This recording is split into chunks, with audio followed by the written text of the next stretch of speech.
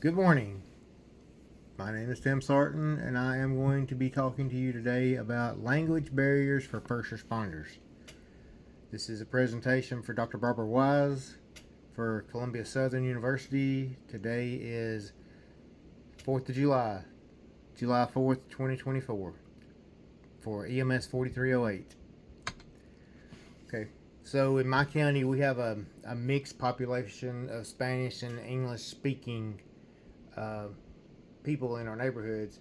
This has made it difficult for many first responders in our agencies to get in touch, or it's made it hard for many of the people in our community to get in touch with the first responders, or when the first responders arrive on scene, it's made it really hard for them to be able to talk to them or communicate with them. So we've been looking for an issue to solve this problem. You know, sometimes officers mistakenly believe that the suspect is intoxicated when or like strung out on something and whatever, when the patient is actually having a diabetic issue. I mean, and I know that happens a lot just in general, but with a language barrier, it's a lot more complicated. We've also had issues like the other day, yesterday, or day before yesterday, we had an issue with a missing child. So many of the problems that we have with our language bearing uh, citizens, it is very much something that we need to address. So moving right along. So we've learned that many adults that have limited English speaking, they don't even really take care of themselves. We've learned that a lot of them have health problems that are underlying that they don't even take care of. We also try when we can to use family members to do the interpretation for us, but that's not always the case. That might not always be the available. Or it may be an instance to where like that's not the best thing. You don't want a 10-year-old when the mama or daddy is laying right there having a heart attack or been stabbed or shot or whatever. You don't want them interpreting for you. So, you know, we've discovered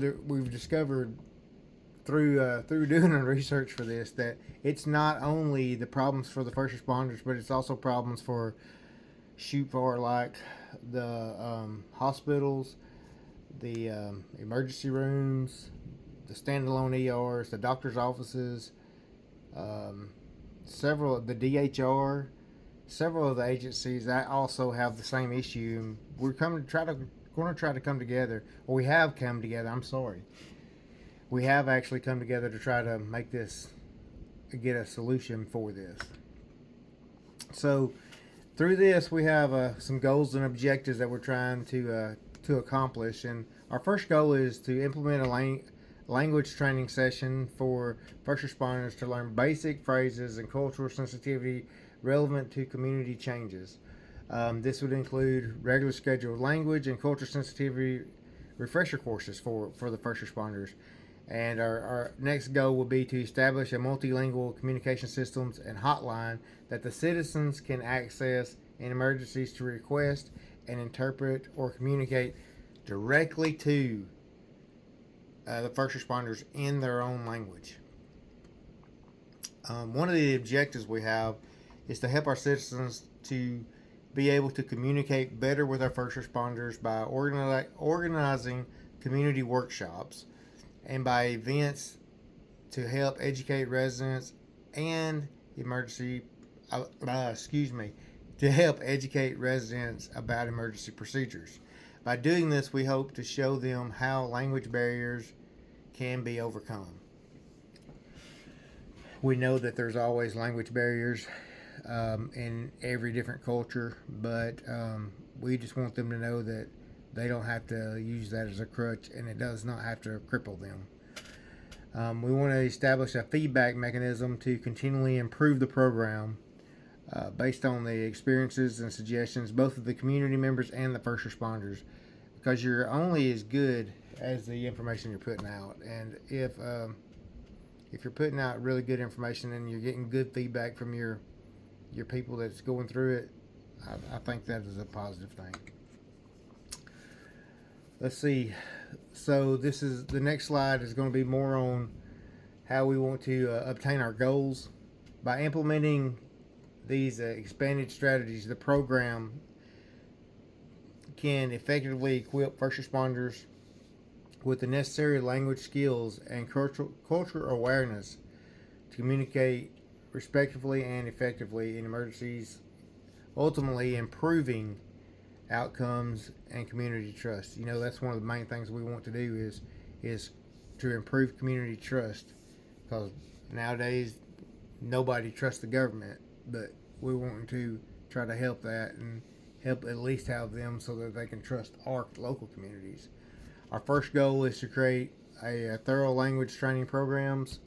We're going to develop modules that are organized and that the content is necessary terminology and phrases in their main language used in the communities. These courses ought to include fundamental greetings and emergency communications, like, for example, are you hurt? Or where's the fire?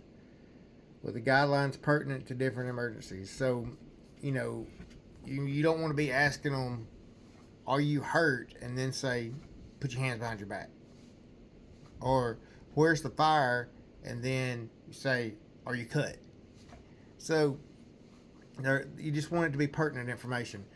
Include instruction on, our number 2 point is include instruction on cultural sensitivity in the course that we're going to create to inform first responders about the customs, values, and traditions of their local population.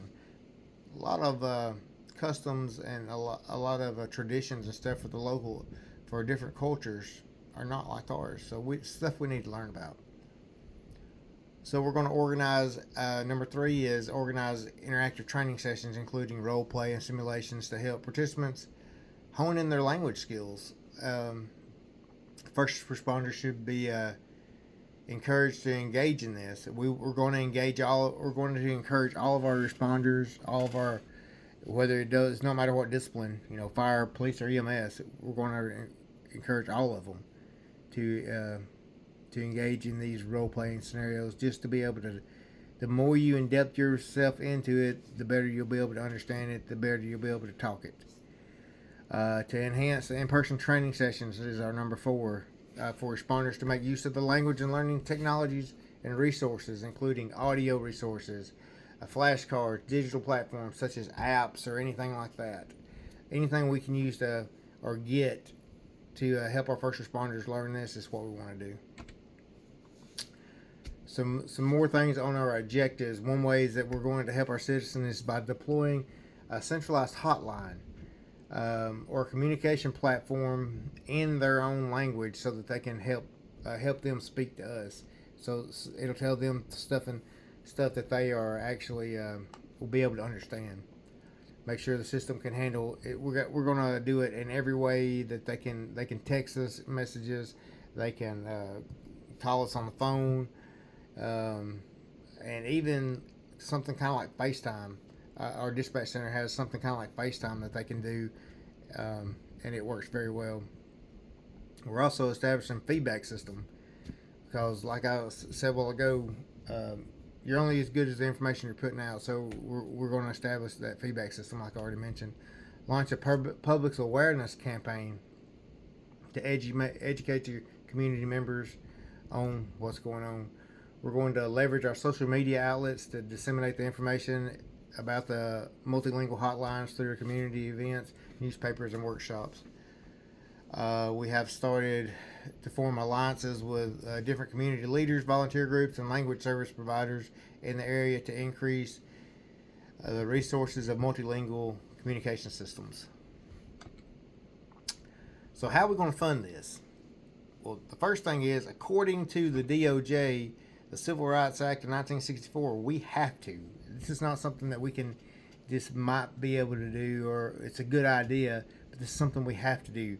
And the point on number one is, I just put in a quote from the DOJ ensuring language access is not only a good practice, it's also the law.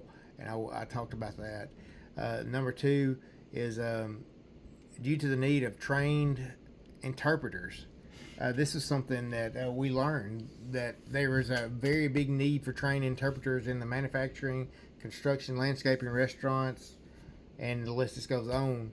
But due to that fact, we have reached out to these industries to ask for help for funding. We've also put in for at least 4 grants, and here's 3 of them, and we actually have been awarded them. The first way we put in for a Firehouse sub grant, a Walmart grant. We have 2 Walmarts, so that would be $10,000, but we only got 5,000. We got 5,000 apiece, and we got a Firehouse sub grant, and we got a grant from the Lions Club. But for all 3 of these grants, it totaled $25,000. So it's worked out pretty good for that. We reached out to our local industries, like I said a minute ago, and see if they wanted to partner with us. The industries were able to show us a program that they already had. It was already in place, available to our people groups that we're trying to reach. And in turn, this gave us a whole nother resource for information for them to be able on how they could learn English and how we could help them. So like I said, it was a whole nother resource we didn't even know we had. How we're going to get funding continued. Our next step was to partner with local government agencies, local emergency services, and nonprofit organizations. One of the big places we partnered with was the Emergency Management Agency in our county, and they applied for some grants for us, and we feel very positive about it. So we're going to see how that turns out. We also partnered with our local community college, Wallace State, and through this, we were able to acquire some federal funds and state funding that we weren't able to tap into, which is going to supplement the needs for some of the funds that we do have. Our projected outcomes for this project is to strengthen the trust and positive relationships between the first responders and the Spanish-speaking community, to improve the ability of the Spanish. Number 2 is to improve the Spanish-speaking community members, an improved ability for the Spanish-speaking community members to communicate their needs and understand instructions for first responders in critical situations. Number 3, enhanced culture competency among first responders about the Spanish-speaking individuals. Number 4, to have community members feel more confident and more comfortable engaging with emergency services, leading to greater corporate cooperation, participation in safety initiatives, and improved overall community resilience. And the next one was established an established community that is safer, more coherent, and minimize language barriers while optimizing emergency response operations to accommodate the various requirements of all inhabitants, especially the Spanish-speaking community. Another thing that one of the projected outcomes for this is going to be to be able to provide every first responder in our community with either a flip guide or an app or some form of a resource for them to be able to use to help communicate with Spanish-speaking individuals. Include the usage of the linguistic tools in agency-wide emergency response protocols and standard operations to improve and grow content such as apps or flip manuals, like I said already, based on the real world experiences, changing community needs, encourage responders to provide frequent updates and feedbacks. Are the flip guides working? Does the app work for you? Do we need to find something different? We want to improve communications with Spanish-speaking individuals in emergency situations and ultimately enhancing overall emergency response effectiveness and community safety. The last part on this projected outcomes for this project is to enhance the community integration. This program will foster a sense of inclusivity and integration among diverse community members, encouraging active participation in emergency preparedness and response efforts. Uh, a positive community feedback, continuous feedback mechanisms will enable adjustments and improvements based on community input, enhance programs effectiveness and responsiveness to the community needs. The third one is to strengthen relationships, improve communications between first responders and community members with language barriers. The fourth is to improve communications with the patient families, not just the ones they're talking to, but they're also their family members and the healthcare team members, demonstrating safe, ethical, and cultural competent care. So that's going to be all of our presentation for today. Dr. Wise, I hope this met what you wanted it to. I'm not really sure, but this was a great topic I thought for the class. Thank you.